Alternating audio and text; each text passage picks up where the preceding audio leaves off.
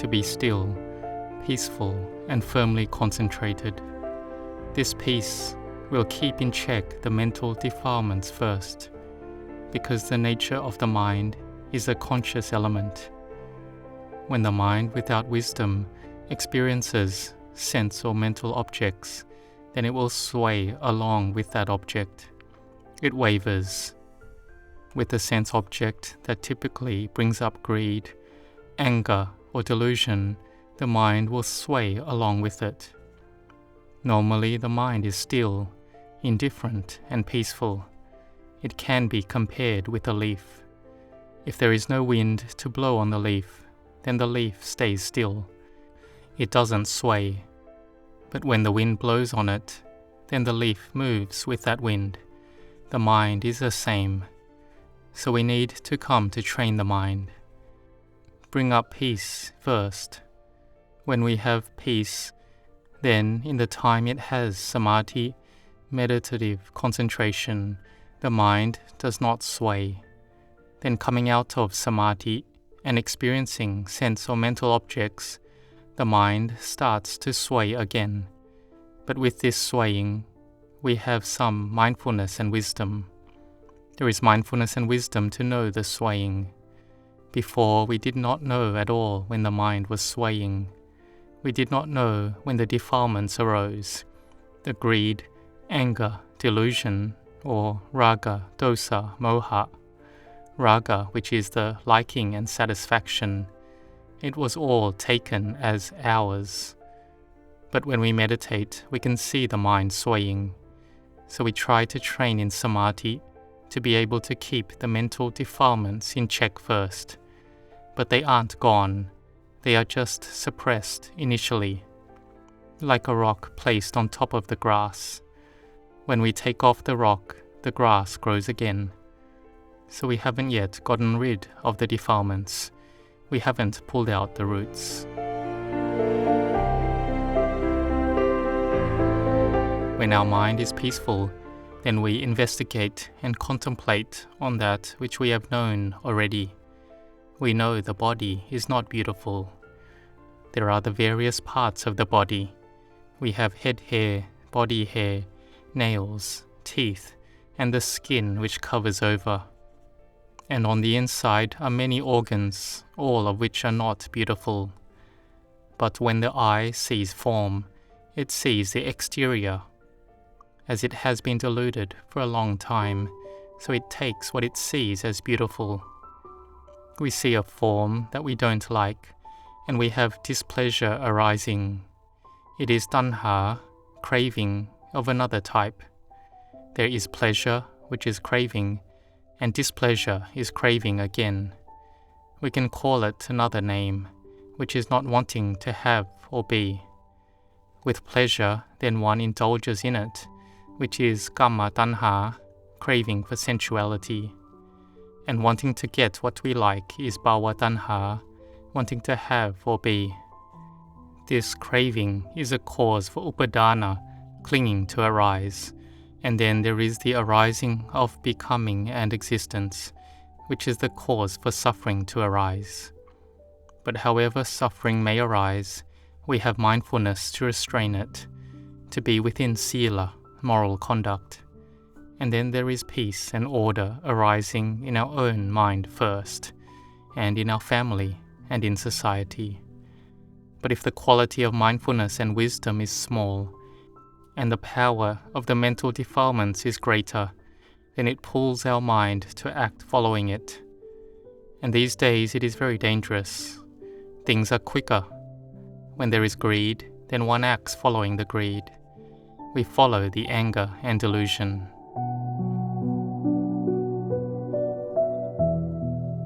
Especially for angry thoughts, which is coming from the wrong view in the heart, that there is a me and mine.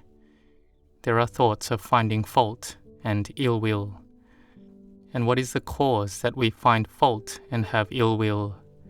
It is because we focus our attention, stare, observe, notice, scrutinize, really look for faults, and doing it deliberately.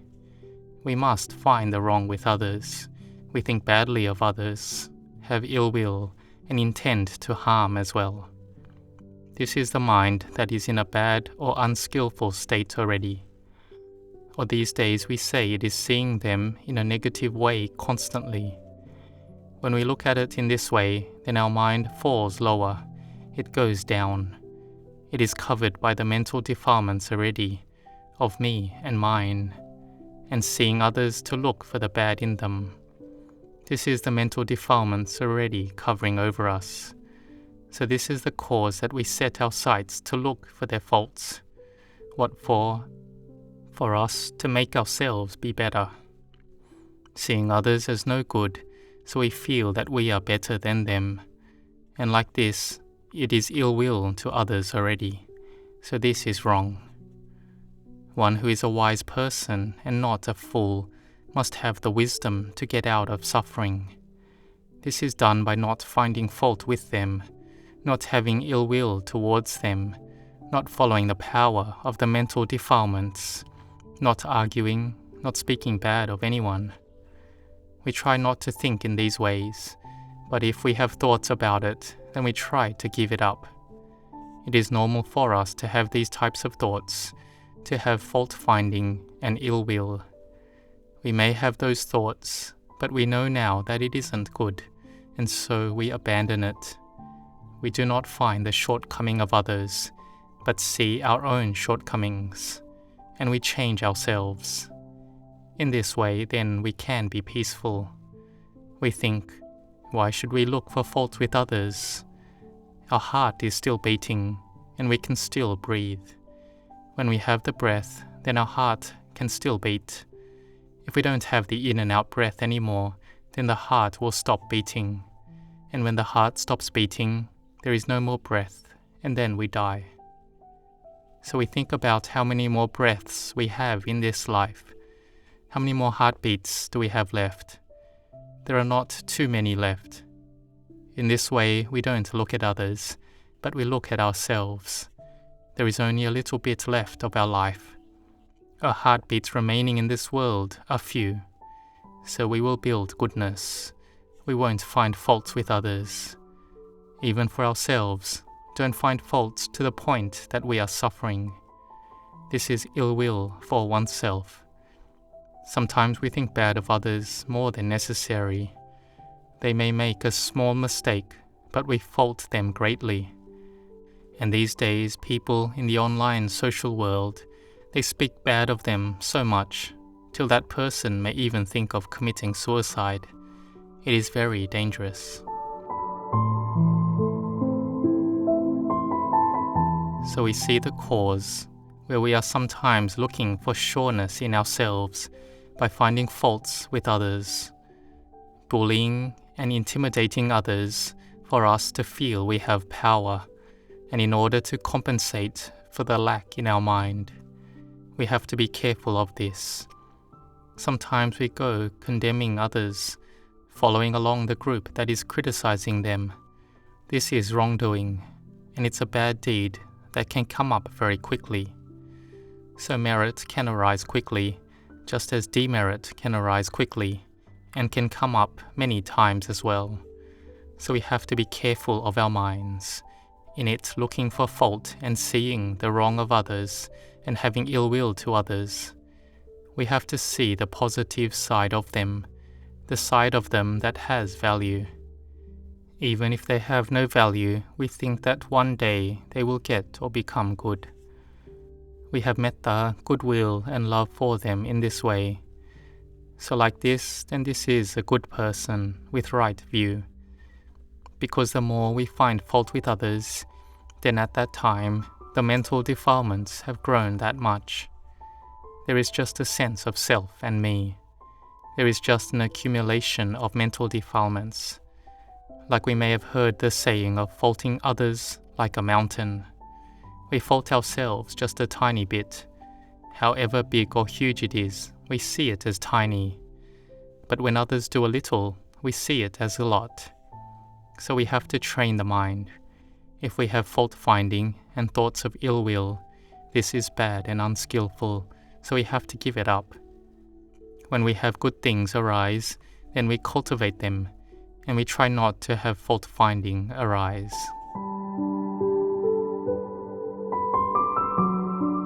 Even for the monks who live together, they may compete and find fault with each other. Venerable Ajahn Mun was once going for alms round, and he suddenly stopped walking, and he gave a teaching that these two certain monks should adjust their minds first, to not find fault and not to have ill will for each other. This will obstruct samadhi, concentration, it will obstruct wisdom, and it pulls down one's mind, and samadhi doesn't arise. When samadhi doesn't arise and there is fault-finding and ill will, then it is unskillful and bad karma. So we have to be careful. Even if they made a mistake, we have to be careful and see whether it is correct to criticize them or not. Would it be good? Is it right? If we are not careful of this, then we may have problems arising. These are coming from the 3 types of latent mental defilements, and this has been in our minds for a long time already, so we need to be careful. We need to do good, speak good, and think good. If others do no good, we don't go carrying it around.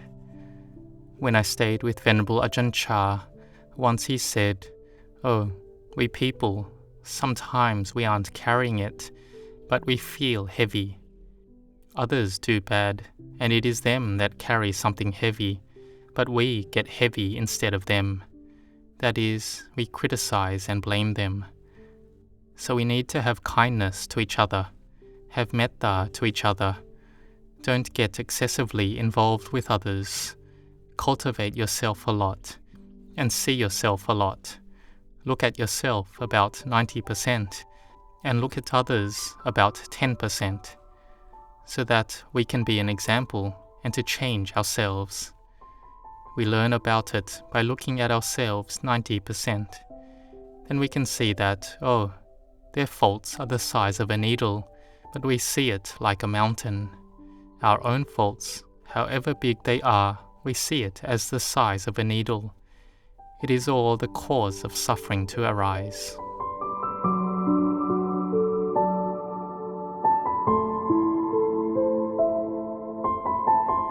So training in the Buddha's dispensation, we can think that the number of our heartbeats are diminishing, getting less every day.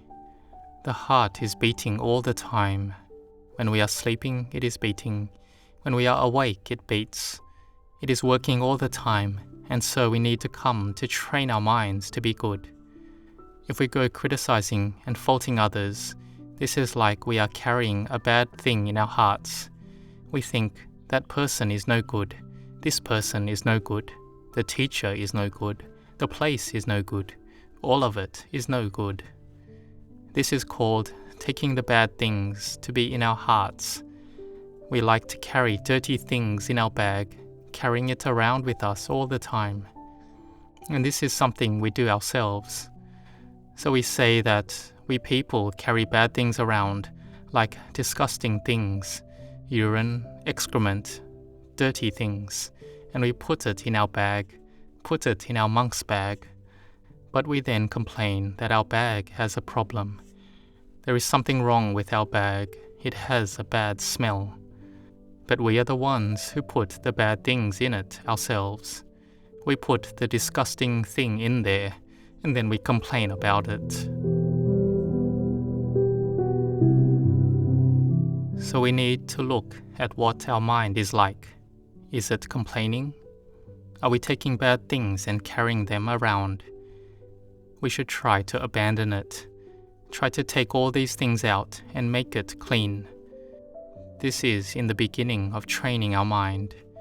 Training it to be peaceful, to have goodness, to have wisdom arise. When we think good thoughts which have benefit, we think thoughts free of sensual delight, thinking free of ill will and harm. Then it is right thought. It is coming from wisdom, from right view, samma ditthi. Then we will have right speech, right livelihood, and it is all right concentration. So this is walking the Noble Eightfold Path. We train in this, do this, and then our mind is at ease. But sometimes it is normal that when the eye sees form, the mind proliferates already. So we teach the mind that it is not a sure thing, it is impermanent. There is no self to it. There is no one doing bad, and there is no one knowing which person does bad. There isn't anyone. That body is the 4 natural elements. With proliferation, it is the 5 aggregates, and our recognition and knowing is the 5 aggregates as well. It relies on the 4 elements. There is no self, no me at all. It is emptiness. It is empty.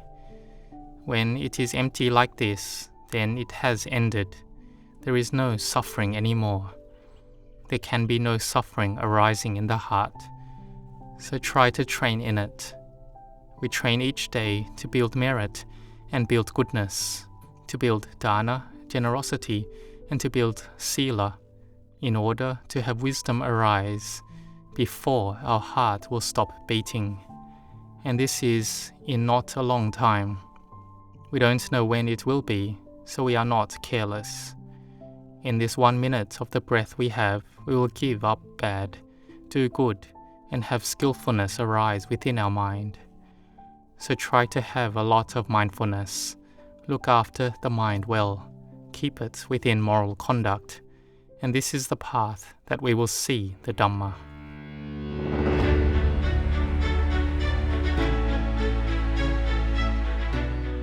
When we don't have thoughts affected by liking and disliking, then our mind is correct, within right view.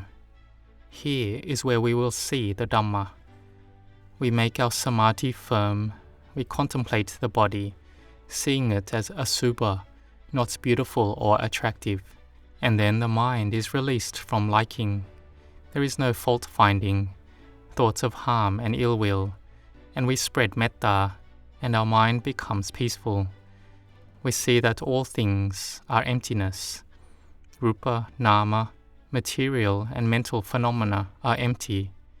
There is no me, no mine, there is no one. There is no one coming, no one staying, no one knowing, no one seeing. The mind is empty, free from suffering. It is lokutara, gone beyond the world.